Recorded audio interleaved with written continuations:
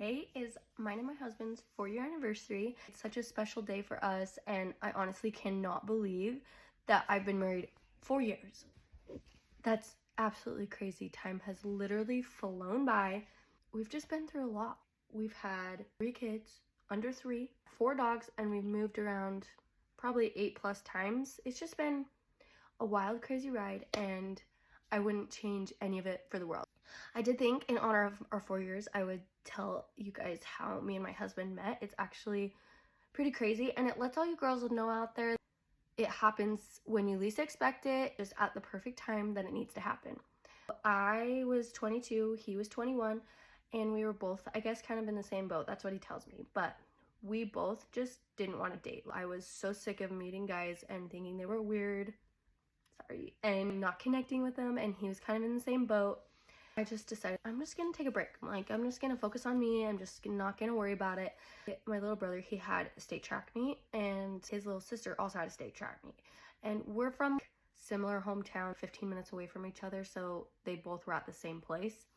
So we go there and we're watching my brother, me, my dad, and then all of a sudden I see him next to my dad, just like watching his sister, and we were watching my brother. I knew of him. We've been to the same parties, recognized each other a little bit.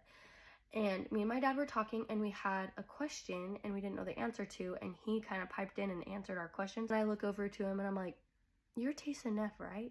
And he was like, "Yeah." And that's it.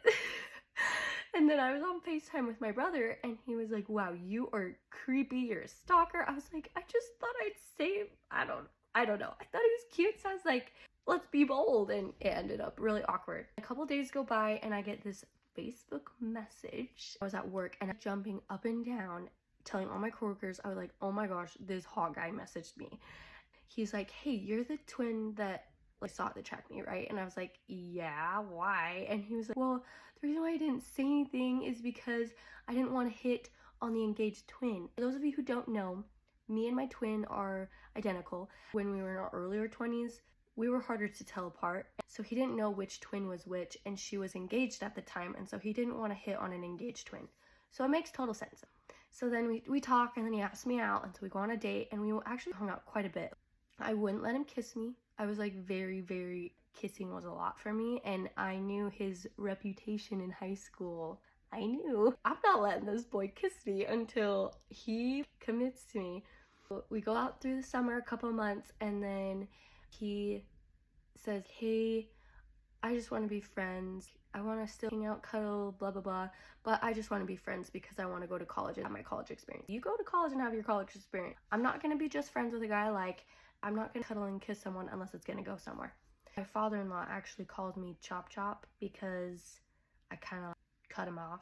I was like, "You either like me or you don't. We're not talking if you don't like me." A couple months go by and he tries reaching out every once in a while, and I straight shut him down. "You're not gonna just keep me around and string me along." Then he goes to college, he dates a little bit of girls. On my birthday, he messages me, and then he keeps trying to talk to me, and I was like, "Why are you talking to me?"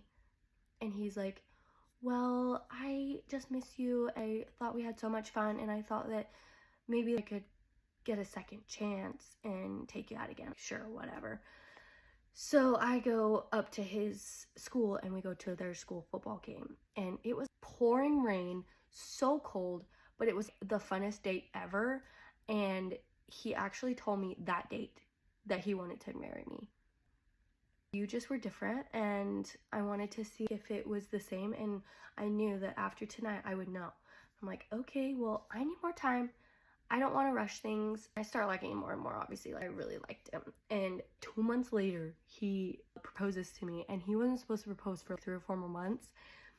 So he proposes to me. I move to where he goes to school. We end up getting married 4 or 5 months later.